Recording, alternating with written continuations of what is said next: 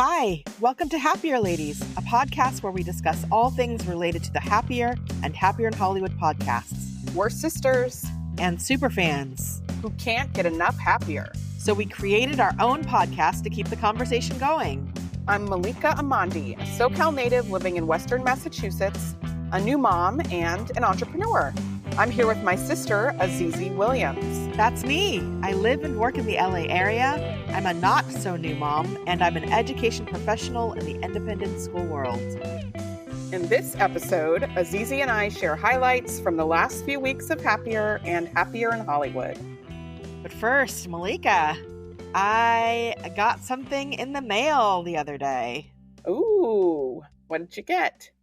Actually, it was a couple of weeks ago, but I intentionally waited to open it. Oh. Way back when I visited you. Feels like forever ago, but I think it was just in July, right? I was there in July. Yeah. And I made a trip to my Mecca, the Yankee Candle Factory in Deerfield, Massachusetts. This is my happy place. Every time I visit you, I have to get me some Yankee Candle Factory. And this last trip, I realized two things. One, I need to go by myself. I don't think anyone else has the same level of enthusiasm and excitement for this trip to the Yankee Candle Factory than I do. I'm okay with that. I recognize that. This is mine alone to really share. I think it would be best alone. Wait, you said it's yours alone to share. It's mine alone to share with myself. It's mine alone to experience. And until Grayson, my husband, comes, he may enjoy it as much as I do. I don't know. He's an excellent shopper also, but it's doubtful. Yeah. So I will go by myself next time. I'll put in my headphones. I'll give myself a couple of hours to just get lost in the candle magic that is the Yankee Candle Factory. And then the other thing I realized was my new goal in life is to retire and work at Yankee Candle Factory in Deerfield, Massachusetts. They seem so happy. Clarify, because the factory is a different animal. You want to work in the retail side, the flagship store. Okay, you're right. I call it Yankee Candle Factory because I guess it's next door, but it's the flagship store. Yes, it's got theme park vibes. It's not as big as a theme park, but there are lots of different zones and themes. Within, there are animatronics. There's like an animatronic bluegrass band. Great. They do have other live music sometimes in the store. But my issue is the whole place smells like candles. It's delightful. I can only handle that for so long, but I get the appeal and I could see you working there. And the people who work there seem so happy. Here's the great thing about it. Oh, by the way, it snows in different parts because they sort of simulate the holidays all year long. That's another amazing theme park-esque aspect of this place. So they offer a service that I discovered when I was there the last time because they've got these huge candles and I do not live in Massachusetts. So it's like, how am I going to get these candles home? Or is it really even practical to shop there? But they will ship everything for you. And it is so easy. Great. So you get up to the counter, you ring it all up, and then they give you some shipping options and they will take care of all of it for you. And they do such a good job of packaging it and discussing it's candles, it's hot, how long do you want it to be en route, and all of these things. So then when I got home, maybe a week later or so, the box came in the mail from Yankee Candle flagship store. I keep wanting to call it Yankee Candle Factory. And I intentionally decided, you know what? I'm not going to open it yet. I'm going to wait until the first day of school because it'll be like a special moment to kind of celebrate the fall. And I did. I waited, a few weeks, opened the box on the first day of school or when I got home at the end of the day. And it was so fun. And I opened it with Grayson. We unwrapped the candles. We smelled them. Did they all make it okay? They all made it just fine. I mean, when I say they do a great job of wrapping, they really do. They know what they're doing. So they were all well wrapped and crated. They have other things. It's like a country store also. So there were like food spices and like a pie mix and I got a strawberry slicer. Like I forgot what I bought. Strawberry slicer. I forgot what I bought. So it was like I was delighted for the first time. Like, ooh, look at this. It really felt like a surprise gift to myself. A strawberry slicer, Malika, is a device that is shaped like a strawberry. And so you put the strawberry in, and it's got little blades on it that when you close them, they slice the strawberry perfectly. Oh, Much like an egg slicer, maybe an okay. avocado slicer, but this one is specifically for strawberries, and it is so cute. And I have one now. It was a lot of fun. And yeah, I think the hack is like mail yourself a gift. I don't know. Yeah. Well, do you think this is going to be a new back to school tradition for you? It might be. I mean, I know whenever I visit you, I'm going to be visiting this place. And because of a work thing that happens out near you, I think I'm going to be there around the same time anyway, every year. This time, what was different was that I waited intentionally for a milestone moment to open it, which made it feel even more special. And I guess you could do this with an Amazon package or, you could shop online. I just had a different connection with these products because I lovingly picked them out on the other side of the country. And then they came. So, anyway, if you saw the last Instagram post where I used my stickers and wrote about our newest episode, there's a candle burning in the background. That candle is from Yankee Candle flagship. And this candle, Malika. Okay. We'll talk about it later. I feel like I'm going on and on. Well, that's a tease. Just describe the scent for us. The scent is great. It's like a fireplace scent, I think is what it's called. Hmm. But the candle itself, it's shaped like an oblong. It's glass. It has like an ombre pattern. And it's got that special wick that crackles, but it's really Oh, long. So it kind of looks like a small fireplace and a wow. candle. The noise is louder, so it's like really a crackling fire. It feels so cozy. So, anyway, I'll leave it there. You could go to our Instagram, look at our post. You could see the candle in the background. I think you should do a dedicated post for this. Oh, That's a video. That's like ASMR, so you can so hear we can, it. yeah. Yeah, that's a good idea. Okay, I'll do that. Another post so you could actually hear the crackling.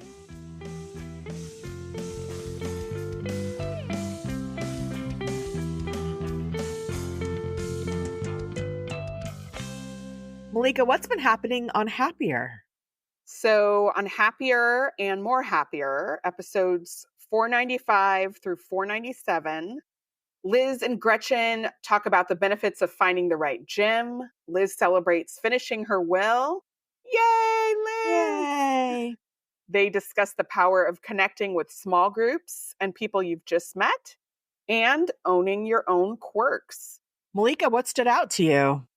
So they talked about finding the right gym that, you should really put some thought into. If you're joining a gym, all of the conditions do need to be right for you to go because otherwise you just won't go. And so I think one of them had a friend who had joined a gym somewhere, but there was never any parking, or Right. Mm-hmm. and they had their own experiences of reasons why they had joined a gym and it didn't work out because the logistics are very important, more than you might think. So I really was listening to that, and I've been in this battle. Battle's too strong of a word. Take it down a notch. Not quite a battle, a It's quest. not a You've battle been at on a all. quest. I've been on a quest, but I've also had this internal dilemma because we are members of the Y and I really like the Y, but I have not been going to the Y. Mm, And I thought, because I had a little bit more flexibility in the summer, I would be there every day. And like, it's just far enough to be a bit of a trip. And it's not on the way to or from anywhere that I go. right, Maybe it takes 15 minutes to get there door to door, which isn't that long considering, but it's enough that somehow in my mind, there's a lot of reasons I decide not to go. right. There's just a little bit of friction or enough friction to make it so like you don't make it there. Exactly. Kind of like Liz, I'm very much a class person. Mm, So I'm really looking at the schedules of the classes. And if the class times are a little bit hard, going from work. Anyway, I've had this internal thing like, should we cancel this membership? Let's be real with ourselves. But you don't want to not have a gym. right. Anyway, I work on a university campus where there is a giant state of the art gym. Yes. And I never considered it because I knew that it was a additional cost. And so I just kind of had decided it's not right for me. But then I actually investigated it. I think you actually happiness bullied me I did. into like, why can't you make this work? Because you were complaining about how far the Y was, and it's like, you work next I to a gym. know. Like, have you tried that one yet? Have you tried it? You had a lot of excuses. Did. You hadn't even seen it yet or really looked into it. I hadn't gone inside. So I did look into it finally, and it is an additional cost, but it's super affordable, way cheaper than what we were paying at the Y, like a fraction of that cost. Wow. And they even had an early bird special. So I was able to get a membership for the whole year. That was really inexpensive. And here's the kicker, it's on the way to the car. Oh Like, my gosh. it's right next to my building. You couldn't have a better solution. I couldn't. Maybe if you worked at the gym.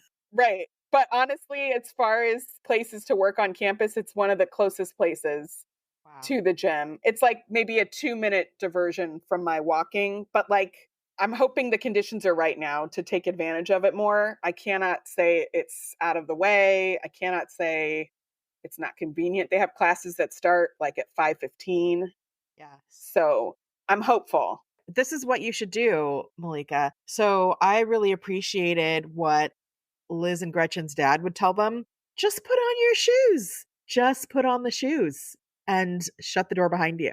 So if you can make a resolution to just go in the gym and put on your clothes, and even if you just sit on the bench, you count that as a workout. Right. Yes. Tiny habits. Just go in. I think it's going to work. I really like taking classes, as I said.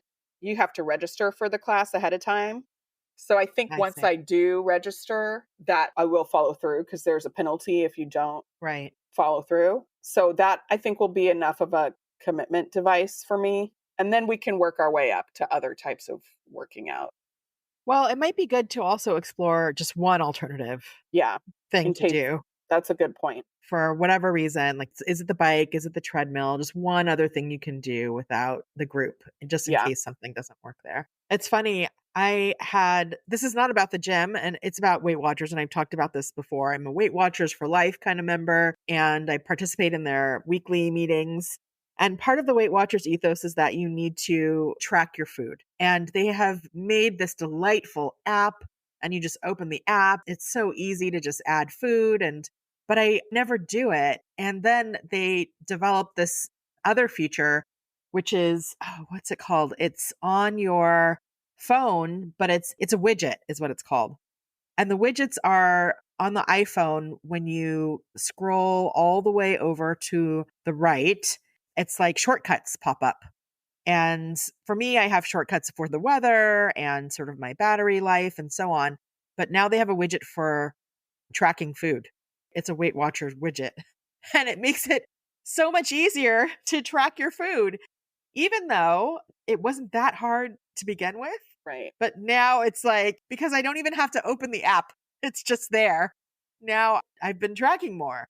And it's just, again, it goes to show you the power of a friction or removing a barrier. Yes. Even if it seems small, convenience. It's convenience. Convenience and inconvenience. Even if it's small. Yes. It's amazing. Well, good for you, Malik. I'm proud of you.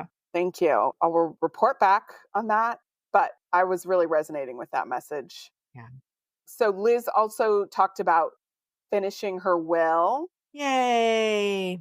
Azizi, did this bring up anything for you? Why are you asking me that, Malika? Oh, okay. It did. I have not done a will. I have not even taken the first step. And now it is time for Malika to happiness bully me. That's the beauty of our relationship is that we take turns bullying each other. And so if Liz can do it, I can do it. And it's definitely something that I'm going to start taking steps towards. And how are you with yours, Malika? So we're still in it. I'm the bottleneck right now. There's something that I need to figure out. It's not even a complicated thing, but it's a multi-step looking into life insurance, which I have. It's just getting into the portal, honestly. It's Yeah, like getting in the portal to that's write something hard. down. That's like a part of life these days I that know. it's harder than it seems like it should be. All the various portals for things. Yeah. So it's Yeah. a portal problem. I just need to do that and communicate some information, but it's underway. It is on my 24 for 24 list. So I really do want to try to finish it this year. We're in the process, but I was very encouraged that Liz had finished hers. And Malika, I feel like you're ahead of the game. Your child is very small and has only been on the earth less than 2 He's years. very small, but you never know. That's the whole thing. It's like anything could happen at any time, you No, no, know? I'm saying you're doing the right thing, and I think you are winning, Oh, is what thank I'm you. saying. Like, Liz and I have grown children. This should have happened a long time ago, but anyway, I can't put myself in the same group as Liz anymore. She has now definitely accomplished this thing. And I, again, for Liz, I so appreciate that she shares her journey with us. Yeah. And it is not a perfect journey, and it doesn't just happen because she says she wants it to happen, but she did not give up. I love that. Yes. So on More Happier, they talked about walking as therapy, and they interviewed their guide from the hiking trip that they did in England.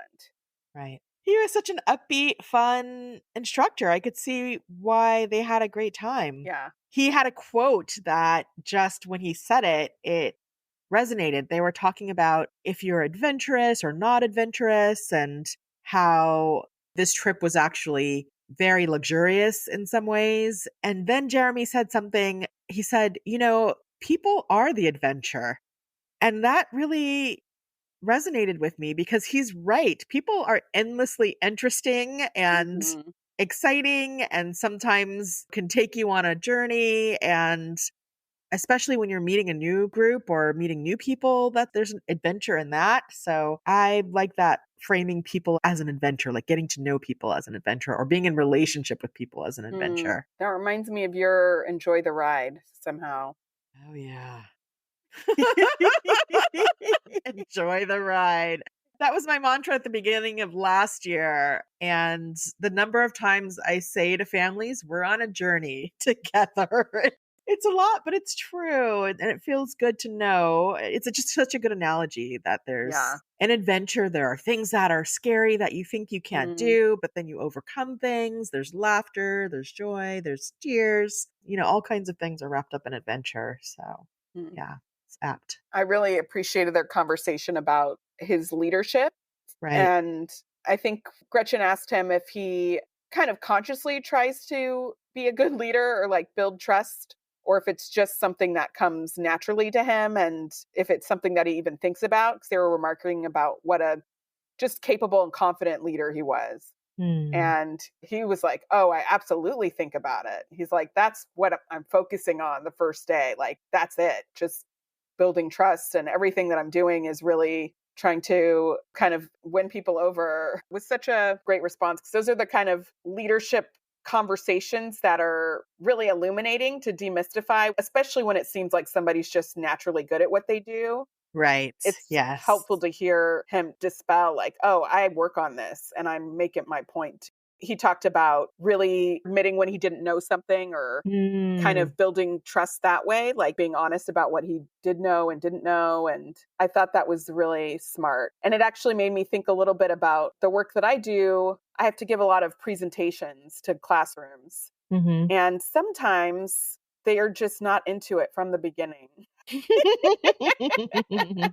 That's funny. It's kind of a toss up, but I feel like there's probably some more things that I can do to win them over from the beginning if I'm more intentional about it. Yeah. Now I'm thinking, like, when I was doing military trainings, that was something that we were really aware of from the beginning, that even before the presentation started, everybody knew we were civilians and we were going to be doing something. So like we were usually in the front of the auditorium, and my boss kind of trained us, like, make sure you're talking and laughing and like You're having a good time. Like, you need to be the good exactly, time. like I like before it that. starts, so they can Yes. kind of see that you're relatable and Yes. also that you're not nervous. Ah, that's brilliant. So before it starts, it has already Yes. started before the actual thing starts. Exactly. That's so As soon as you're brilliant. visible, Right. it's now that I'm talking about this out loud, like often I'll talk to the instructor, but I could start making conversation with the students right away before classes started, to build Yes. rapport and find something to comment on or to be. Anyway, this gives me a lot to think about. A little bit of small talk. Well, I think Yeah. Jeremy is clearly good at what he does because it was stealthy how he was doing it. He was building trust and community, and they didn't even realize that this is what was happening or this was his intention. Yes. So there's definitely some savvy there. And I will make the case for explicit leadership moves. So I like to do icebreakers or mix and mingles to get everyone's voice in the room. So it kind of feels Mhm. like it's for everyone and to give people permission to talk at a specific time because there are some people who will never take the space unless they Mhm. are explicitly invited. And also, it's a good way for people to kind of get to know each other. And I have recently learned because I kind of told the people that I work with that icebreakers terrify a segment of the population. Like, Oh, there are some people who just really don't like it or don't lean into it. Nevertheless, it changes the dynamic. And so yeah. it's worth still doing it, or there's a time and place for it, because even if you are uncomfortable with being put on the spot in that way, it's such a short amount of time, and then it does change the dynamic and people do get to know each other. So use it sparingly and intentionally. There's a place for it. But again, I also appreciate doing it so that people don't kind of know or understand what's happening, and it just all feels good, and it feels like connection, and it feels like someone being authentic, and it sounds like he's that kind of Yeah. guy. So good discussion. And wow, yeah, the power of starting before it starts. When I have tours, I do try to have a little bit of banter and connection with the people I'm going to be leading with Mm. in Mhm. front of the people who are there visiting, Mhm. because that signals we enjoy each other. We have a relationship. We're at ease to kind of help put Mhm. other people at ease. Mhm. So I never looked at it as doing that thing as sort of leadership, but yeah, I can see how you can call it that. Yes. So in episode 496, they talk about making the most of the first 3 weeks of an experience, using an alarm, and coping with expectations of obligers. What stood out to you, Azizi? Well, I want to use an alarm to try to get out. Okay. So I just talked about, or I have talked about multiple times, how I struggle with getting places on time. Often the challenge is just the leaving. And Mm. I think an alarm can be helpful. So that's something I'm thinking about. What stood out for you, Malika? I really like the conversation around the first 3 weeks of an experience. Mm. It resonated, especially because I work on a college campus and we're seeing this play out with students coming at the beginning of the year. And I work in like a resource center. So we're always trying to make sure students know who we are and that it's, a safe place for them to come to get help or support. And we really plan a ton of events in the first 2 weeks, really, Mm. because that's the time when people are open to coming to things. And Hmm. also, they don't know any better that this wouldn't be a great place to come and spend time. So I can see like that affects just our whole office rhythm and culture. It's like the first 3 weeks, like the Yeah. beginning of the year, there really is this hype and this openness and excitement. And we're trying to take advantage of that, not in a bad way, but like try to leverage that for our goals and to support the students. What you're offering is fantastic for students. You want them Right. to They take advantage yes. of the services you provide. But I remember reading an article and I can't even remember where it's from. So I'll try to see if I can find this quote, but it was something like 70% of the people that you feel close to in college, you meet in the first week. Hmm. The specific numbers might be off, but the sentiment is the people who you feel really the most connected to and you end up growing with are the ones that you meet early on. Yeah. It happens that you meet somebody your senior year or junior year, but that's not the norm. Mhm. And even for me, there were people that I've been close to from college at different points, but it's like at this point in my adult life, probably the person I'm connected to regularly that I actually see and keep up with lived across the hall from me freshman year. Like that's just how it has happened. Yeah. So I think it is really important, as they were saying, to maximize that time because things do kind of close off Mhm. and there's a lot of connections to be made there. There's something about proximity also. Yes. And just the people who are near you are the ones who you develop warmer feelings towards, just because of the number of Absolutely. times you see them every day. And it's funny when I talk to my employees and the teachers at my work, and I talk about who they enjoy collaborating with or connecting with, and it's often the people who just happen to be in the classrooms next to them. It's Funny. like, oh, right. Because it's back to that friction and the barriers, Yes. having a regular way of connecting with someone who's not right next to you. It's Yeah. harder. So, That reminds me of this book on creativity that kind of used Pixar, the animation company, as a kind of case study hmm. on like how to promote creativity in the workplace.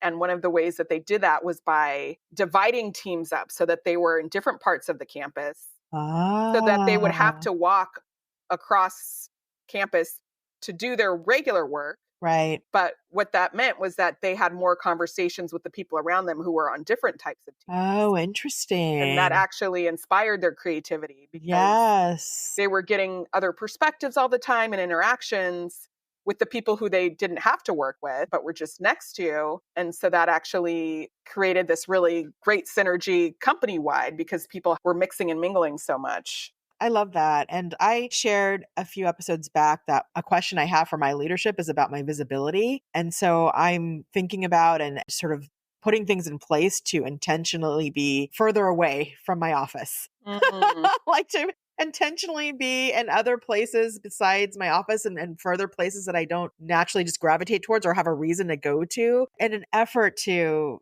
develop those kinds of connections and relationships. So I think that's important to remember in all kinds of contexts. So in 497, they talk about forecasting your foibles and the best way to load your dishwasher. Gretchen talked about the benefits of just being out about your foibles, your quirks, the things that you do that could be annoying or irritating, and just owning them and expressing them so that you could be more aware and you could be more mindful of, how that's impacting those around you or things that you want to try to shift or change. And so that made me think about what my foibles are. And immediately I realized that I can be an overthinker in that I will make a plan and the people around me are very supportive, want to go along with my plan. And then I will immediately change the plan because I've Mm, overthought it. I'm always thinking about, well, maybe we could do it a little bit better if we do it this way. Or wait, what if we switch this thing and then it can be a little faster? And hmm. I can see eyes glaze over and people like, right.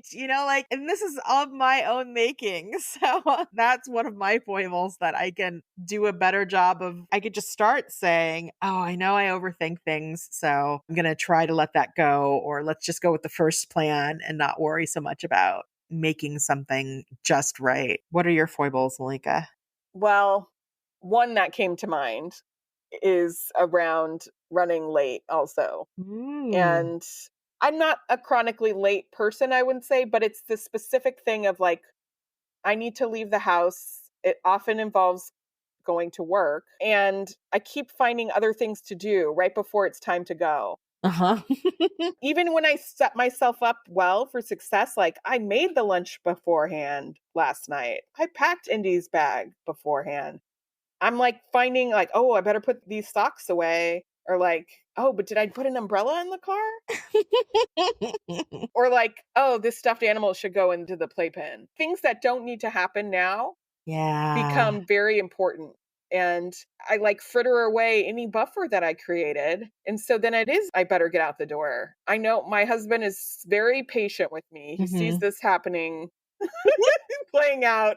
Sometimes it's like we're trying to go somewhere together and he's like waiting by the door, not like harassing me or anything, just being very patient. And I realize like I've got an issue. I think there's something wrong with me. Well, so just naming it is a good step. Yeah. It's funny because I have the same challenge. I don't think I'm late for the same reasons that you are late. I don't think I'm doing that, but we should be researched for science. We should be Like, researching. someone should research us to figure out what is happening.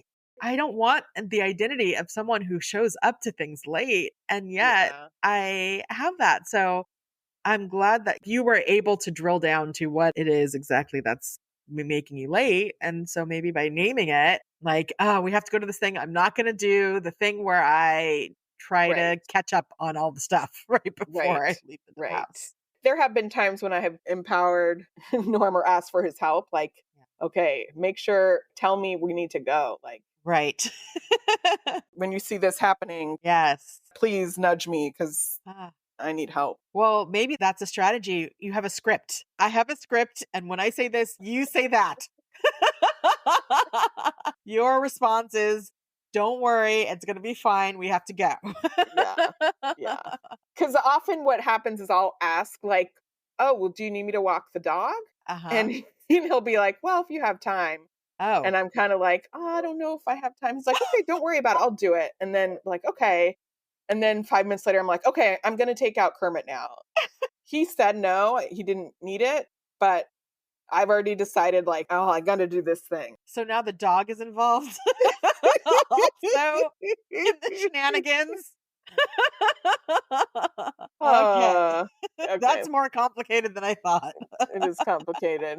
Another thing I loved about this episode was the whole conversation around the dishwasher and how to load the dishwasher. And Gretchen finally got to the bottom of what is the right way, read an article based on research, and then they described with great detail the best way to load the dishwasher. Now, full disclosure, this is how I have been loading a dishwasher. But just to say, You're right. I'm right. So I wasn't actually arguing with anyone. No one was disputing it, but it did feel validating. But the thing that I loved most about this conversation was all the language they used to describe loading the dishwasher.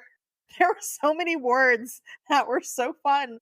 The first word was tines. I have never Oh, heard that word. yeah. Did you know what a tine was? Yeah, the things that stick up, right? How That did are, you know this? Who I don't know. I did not know that that's what these were called. That this little part of the dishwasher actually has a name and it's called a tine. What other words do I not know about dishwashers or everyday appliances? That was fascinating. But then they talked about things akimbo and higgly piggly. Like all of these really fun words. And that made me laugh. So that was my happiest part of this discussion. Don't load it all akimbo. That's funny. Mhm. All right. Well, let's take a break. And when we come back, we will debrief Happier in Hollywood episodes.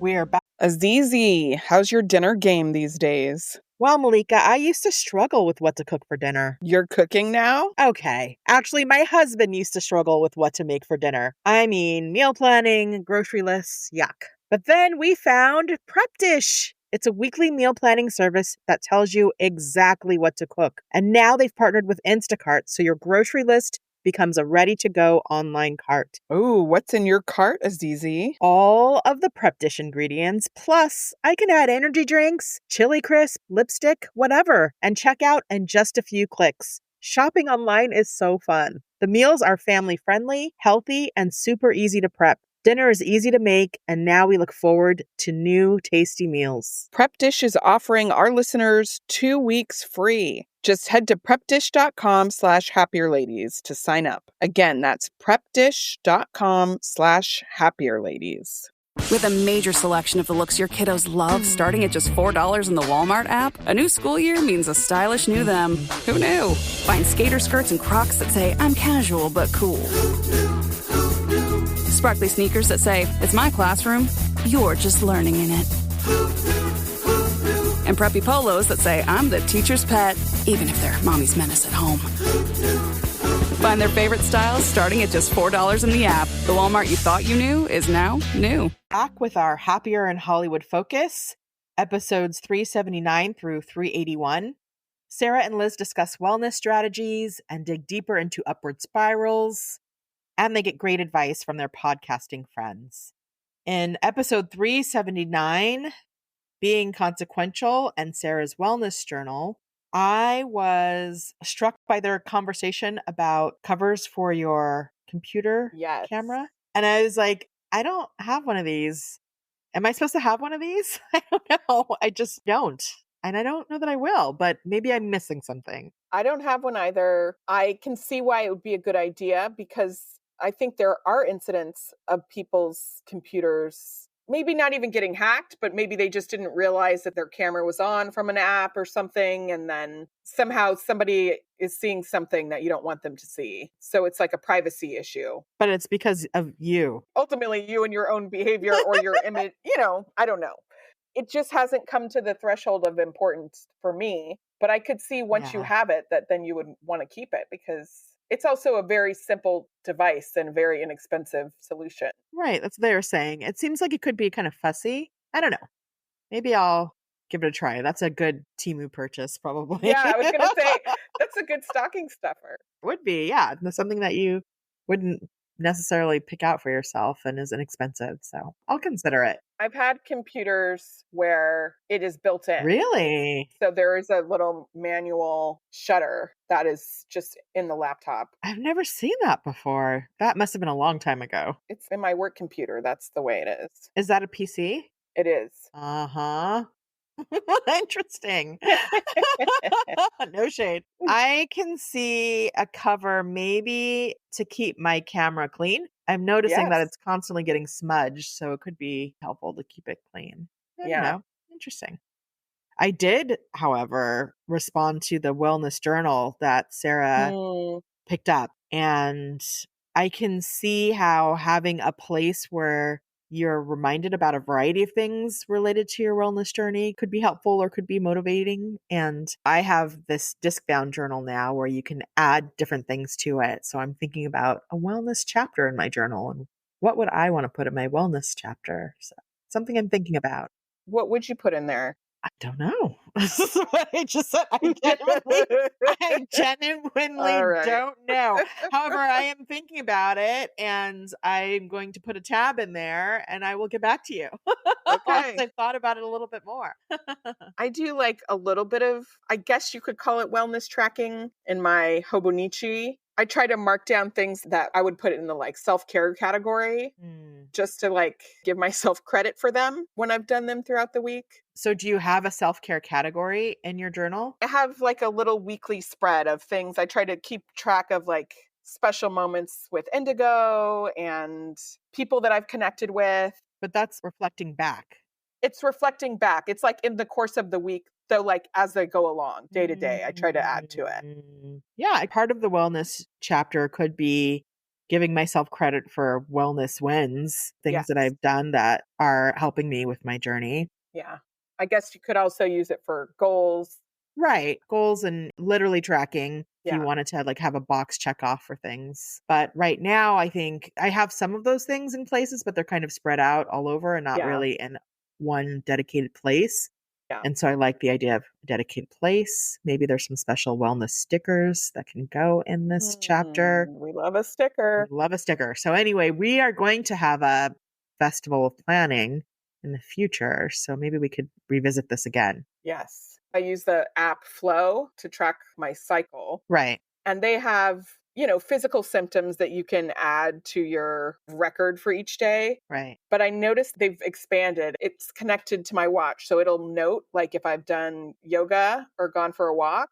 Uh-huh. And that you can also put in like a mood tracker and meditation you can put on. I haven't really gone deep or committed to that system, Right. but there is something satisfying about just checking a bunch of things off on an app and like knowing that it is all in one place, because that is really connected to my health in a way that I reference for like my doctor's appointments, Is there then a calendar where you can see the times when you did yoga in that month? Yes. Oh, interesting. Well, you can see the calendar, you can click into a day and see what you did that day. And it just grabs that, or did you have to tell it? For the yoga, it automatically grabs it It just knows you're doing yoga. because I track it on my Apple Watch. Oh, it's connected to your Apple Watch. Got it. Yeah. Okay, now I got it. I was like, this is a How did very you know? smart device. And it just knows downward dog. Fascinating. Got it. Yeah, but now you're not on paper. So Right. But it's like one place. There's pros and cons there. Yes, we'll dive into this. Analog versus digital is a so whole fascinating. thing. All right. So in episode 380, revisiting upward spirals and skinny versus fat IP, Right. Sarah and Liz, they Like, talked about, okay, we got this. They talked about meeting with an executive, and they were kind of talking about how hard the industry is right now or how crazy things are.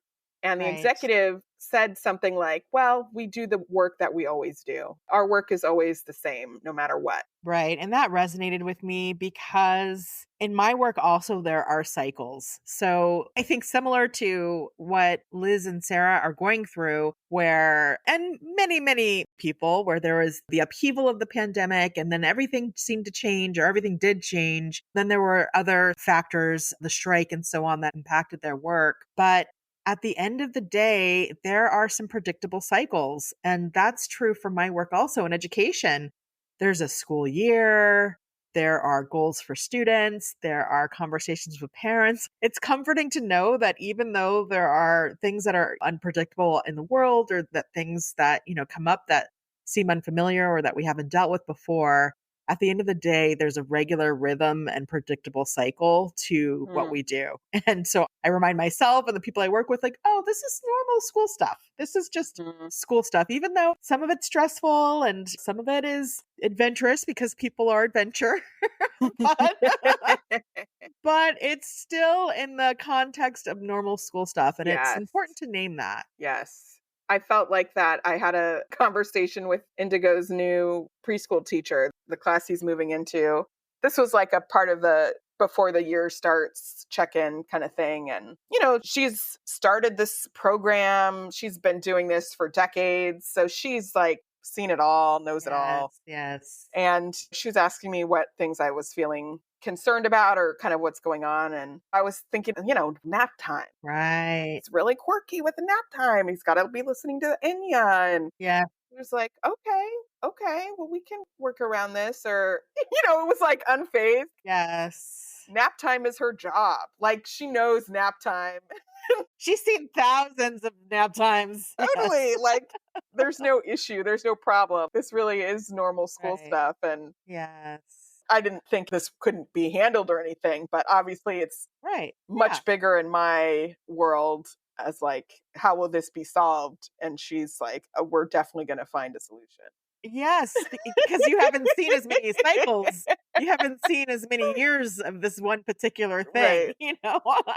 And then as a parent, every year is brand new. Yes. I would say parenting is not quite the same as a workplace Right. situation where the year or the cadence is gonna just be the same.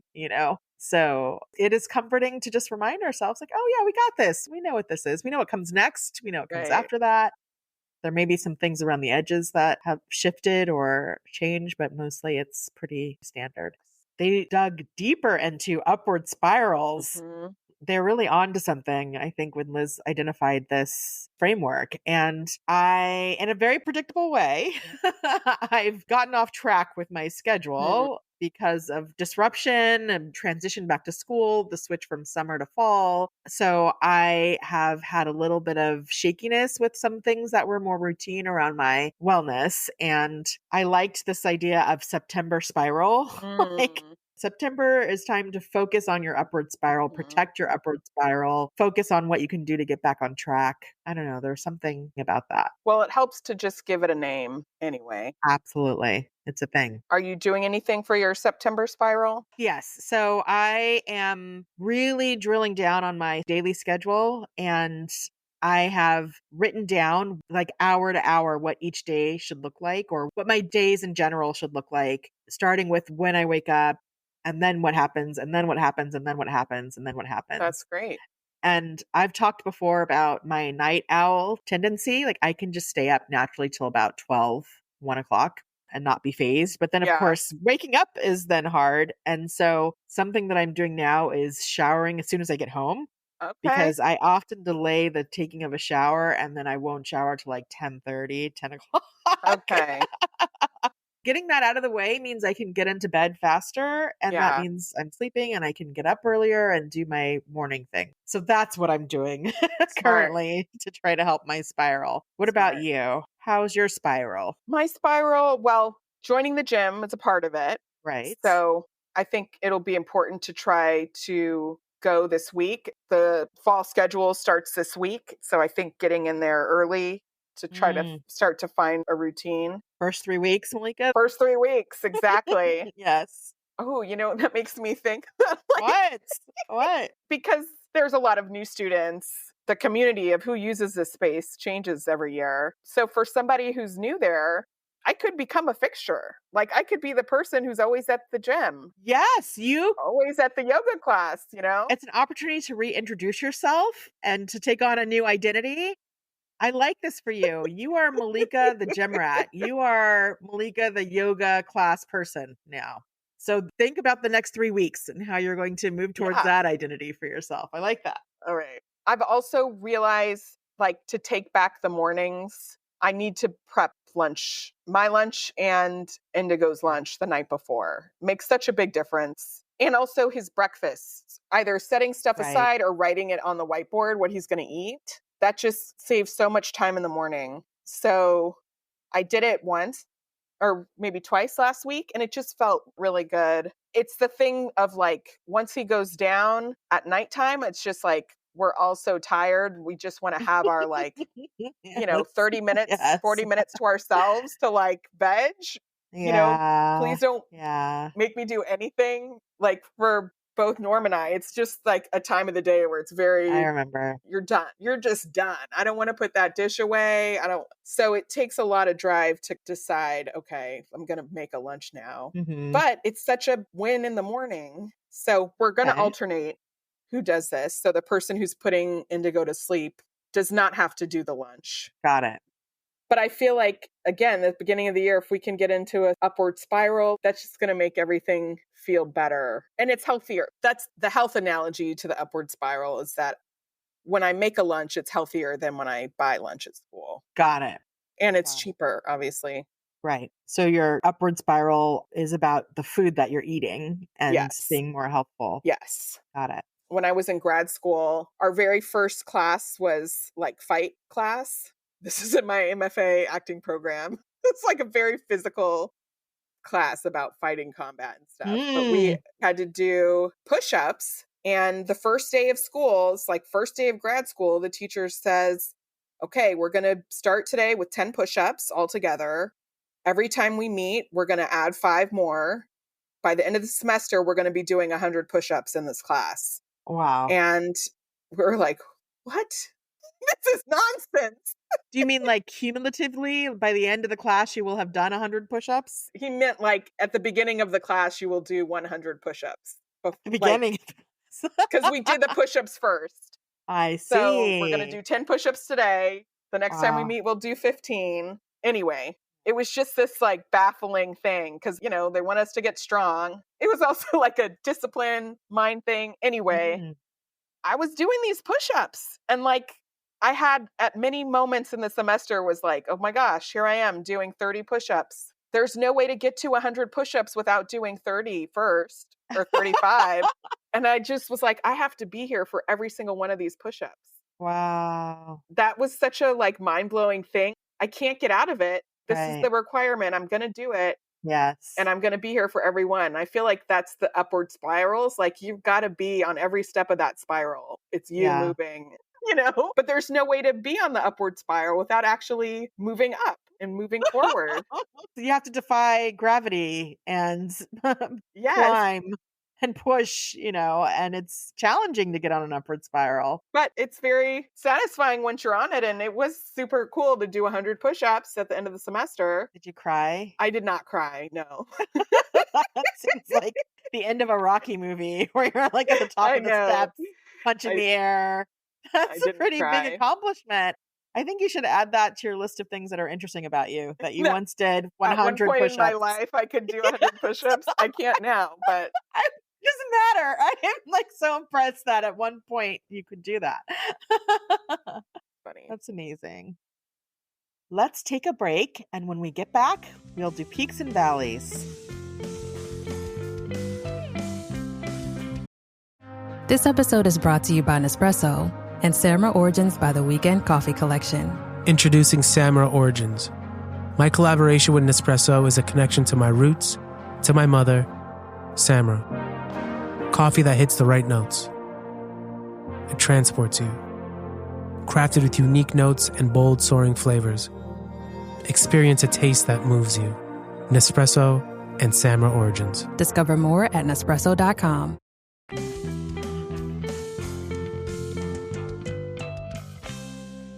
We're back with peaks and valleys because in life, there are always peaks and valleys.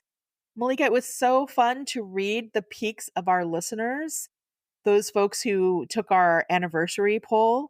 And I think we should continue to sprinkle them in. So we're going to leave the poll up and feel free to click on that link in the bio and continue to tell us about your peaks, and we'll find times to share them. Yes, I think it's fun. It's definitely great to see what's going well in other people's lives and what they're celebrating. So that will be a fun feature to kind of keep us all going. Yeah, we'd like to celebrate with you. So what's your peak, Malika?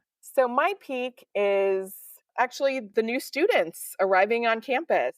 So I started my job last year around this time, but after the students had already arrived. So I didn't get this anticipation, the hubbub, the stress, like preparing that everything was ready. Yeah. It's a lot, but it's also, we had an event a couple days ago, like a welcome event for the new students. And it was just like, oh my gosh, they're finally here. Aww. It was a good reminder and a good like, okay, this is why we're here. It's for the students. That's literally the only reason we come to work. And while it is nice to have a quiet summer and all this, the schedule is a little bit lighter and all that. Like there is something really meaningful about being able to engage with the students again. So that feels like a peak and something I'm excited to experience again next year. Aww. First days of school are so important, even when you're a young adult in college and now you're a part of someone's first day of school story. I love that. What's your valley, Azizi? My valley actually has a happy ending. So I had very crappy pillows. Let's just say I got my pillows from IKEA. I think they were $6. Seemed like a good idea at the time. But the valley is that I lived with these pillows for like 2 years. I've had crappy pillows. They just deteriorated more and more. And it got to the point where I was asking myself, and actually it's because I spent 2 weeks in your house with your pillows, like in your We guest have a lot of bedroom. pillows. And I was like, these are so nice. Wow, these are nice pillows. And it's like, of course, I've been to hotels. I've been to other places where there are nice pillows, but it really took that time for me to realize, oh, I'm not doing the best here. I could do better for myself. I identified the problem. I wasn't, sleeping as comfortably as I could. And I knew I needed new pillows. But whenever I went to a store where there were pillows, I would push them and kind of like, I just couldn't imagine, what do I want? I don't know. Is this the right pillow? There's so many and they're so slightly different from each other. It was overwhelming. This, by the way, is the same feelings I have about buying a purse. It's the same thing. It's like, they're all kind of similar, but just slightly different. I don't know. So I was sort of stuck, and my husband started asking me questions about, well, what kind of material do you like on the inside? And what do you want to feel like? And I realized, like, I think I like down. I think I like the feathers. I think that's the kind of fluff I want. I ordered some pillows. They have been fantastic. And I'm sleeping better now. So it was a valley, and I've resolved it. So wow. I know. That was the whole thing. It's the whole thing. Good. Your bed has gotten a whole makeover because you did the sheets earlier in the year. That's right. Yeah. We started, maybe it was in the new year, maybe it was in January when we got a king size bed. We went from queen to king, and that was a revelation. That was a big change. And then, new sheets, a higher thread count. Sleep is important, and these little touches can make a difference. All right. Well, that brings us to the end. Azizi, let's leave on a happier thought. What are you going to try this week?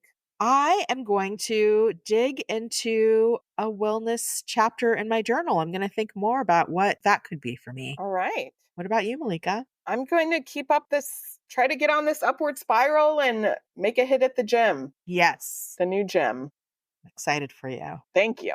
All right. Well, thank you for listening to this episode. You can find our show notes in the episode description. If you like us, please give us a 5-star rating, review us, and tell a friend. And don't forget to follow us. Send us a message at happierladies@gmail.com and tell us something you liked about Happier and Happier in Hollywood this week. Our show was edited by Magnus Bjorgum, and our theme music was created by Wyatt Muncie. And we also want to give a special shout out to Gretchen Rubin, Liz Kraft, and Sarah Fain for inspiring our conversation each week. You can find us on Instagram at happierladies and on the web at happierladies.com. All right, Azizi, have a happier week. Have a happier week, Malika. Bye. Bye.